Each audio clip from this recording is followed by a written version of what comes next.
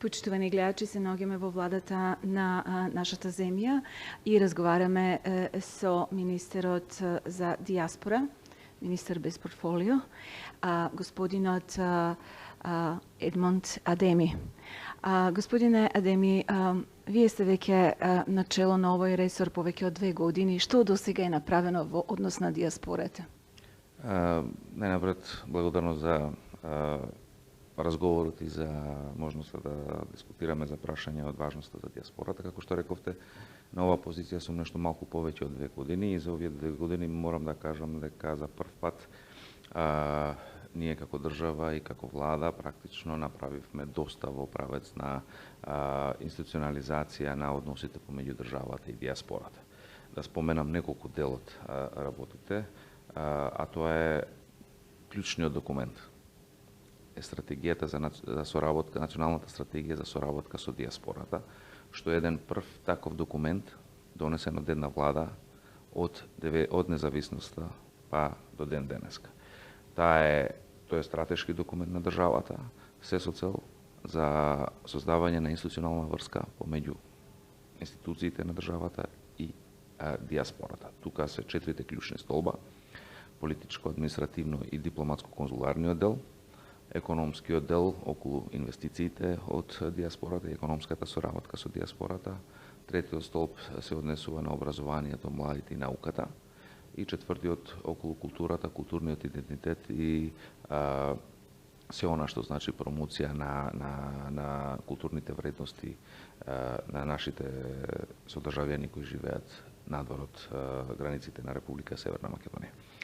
Она што меѓу другото исто така е важно, а тоа е дека сме подпишале меморандум за соработка со Меѓународната организација за миграции, што е институција на Обединетите нации, што е прв таков еден меморандум во делот на диаспората, подпишан затоа што ти имаат доста искуство и во соработка со нив во периодот што следи планираме доста активности во делот на отварање на канцеларии дополнителни низ градовите на државата, канцелари за соработка со диаспората, што значи тие ќе бидат во служба на нашите граѓани, државјани кои во текот на летото или било кој временски период кога ќе доаѓаат во своите родни места, да имаат место каде што ќе може да се информираат за сите нивни потреби, било за административно правни прашања, документации и така натаму.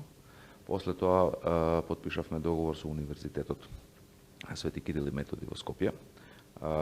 Заедно со нив отвараме во рамките на универзитетот центар за истражувачки центар практично за миграции и диаспора, што значи преку тој центар ќе се обидеме да создадеме една платформа на научната диаспора, што значи сите наши содржавјани, инженери, лекари, научници, професори кои работат надвор во различни институции да можеме да ги имаме во една платформа и ќе можат и тие ќе бидат секогаш кога државата или општеството или универзитетот или било која друга институција кај нас ќе има потреба од таква помош, од таква поддршка експертска, ќе можеме да искористиме капацитетите на нашите луѓе кои што живеат и работат надвор.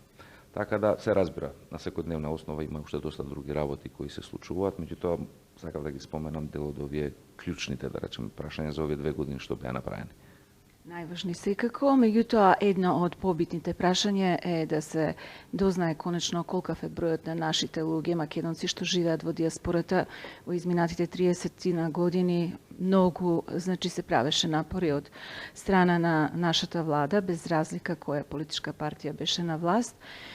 Докаде е тоа прашање, кога конечно ќе знаеме колку имаме вкупно иселеници што живеат тамо, колку од нив се повремено само тамо и матичното престојувалиште име во нашата земја, и дали знаеме каде, на каков начин можеме да ги осознаеме тие броеви и колку се иселуваат годишно, затоа што е масовно излегувањето на особено млади кадри надвор од земјата. Значи, владата спреми закон и кој закон помине на владата и сега е во собрание, а тоа е законот за попис на населението. За прв пат со тој закон е предвидено да се попишуваат и нашите содржавјани, било да се на стална или привремена работа надвор во диаспората. За жал, ВМРО-ДПМН е против тој закон, ВМРО-ДПМН е против попишувањето на диаспората и го блокира процесот во собранието и тоа беше дел од процесот кој што требаше нели во тој политички диалог меѓу власта и опозицијата да се најде решение. ВМРО-ДПМН бара да се попишуваат само оние што живеат и тука во територијата на Република Северна Македонија, додека за сите други надвор тоа да не се случи. А законот што го спремавме и што е помина во влада предвидува попишување и на диаспората и тоа во 3 варијанти. 3 методи, методолошки, согласно Евростат. Првата е на 15 дена пред почеток официјален на пописот, ќе постои специјална апликација за нашите луѓе кои што живеат надвор, каде што ќе можат да се регистрираат сами со сите елементи: име, презиме, адреса, држава кај што живее и дали е тамо настално или е привремено категоризиране. Вториот е кога попишувачите ќе одат во домовите низ државата.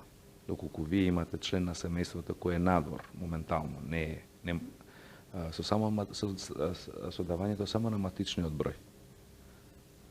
Попишувачот ќе го регистрира и од базата на податоците ќе ги извади сите информации врзано со него. И ќе знаеме точно дека личноста таа и таа привремено е таму и таму. И третата варијанта е, односно третиот метод, комбиниран, значи ова е комбиниран метод, од 11 или 12 институции низ државата, од типот на фонд за здравство, пензиско и сите други кои имаат податоци на МВР и така натаму, имаат податоци за нашите граѓани кои што се надвор, за да можат да се компарираат со податоците што се превземени и од апликацијата и од дадени од членови на семејството, за да добиеме јасна слика колку нашите сограѓани и содржавјани се надвор.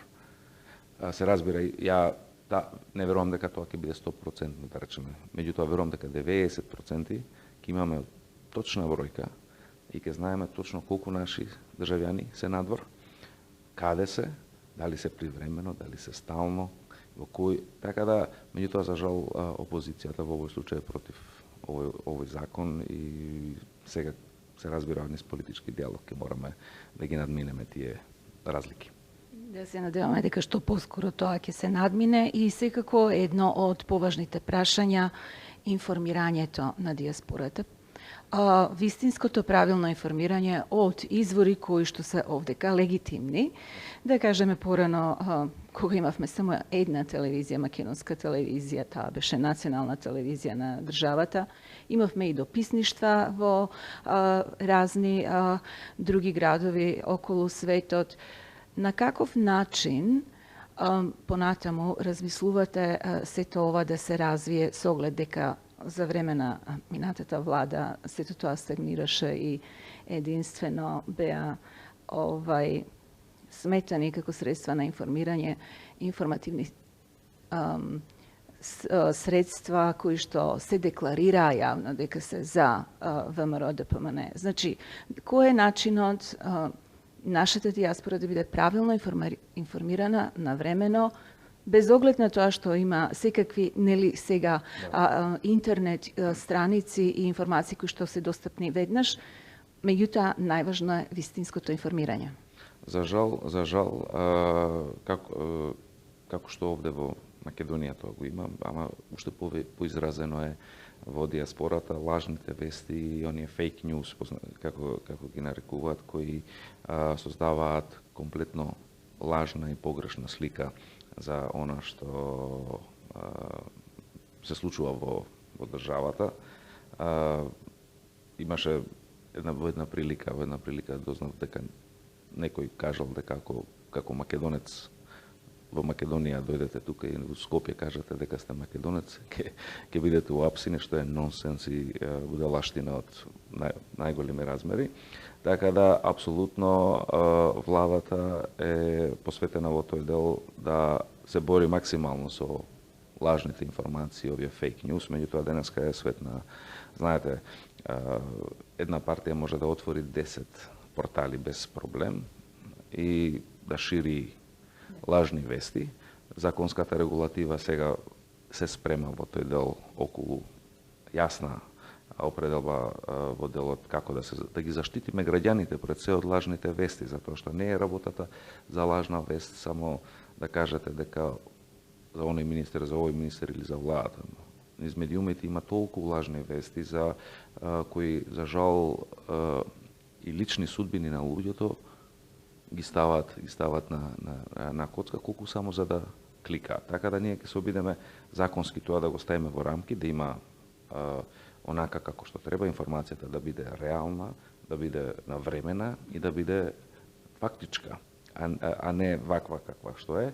И се надевам дека во еден дел се разбира и во диаспората, бидејќи денеска нели свет на комуникација, интернет, ќе можат и тие конечно да почнат да веруваат во најголем дел на медиуми па и портали нека се, меѓутоа кои навистина пренесуваат вистинска вест. Сека се разбира, во Македонија имате и такви портали кои навистина се професионални, кои го пренесуваат веста онака како што е, меѓутоа за жал бројот на оние кои шират лажни вести е поголем од оние кои што шират вистински вести.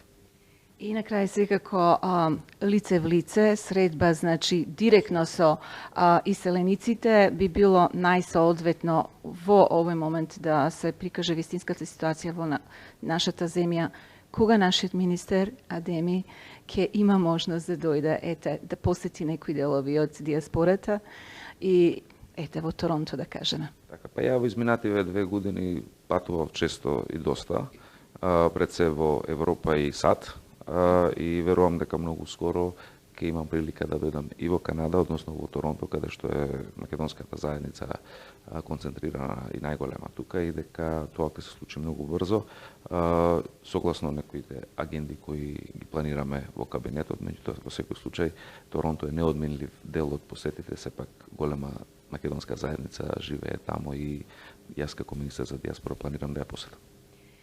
Министре, ви благодарам многу за ова кратко интервју и ви пожелам голем успех и понатаму во вашата работа. Благодарам и на вас за можноста да поразговараме за овој прашање.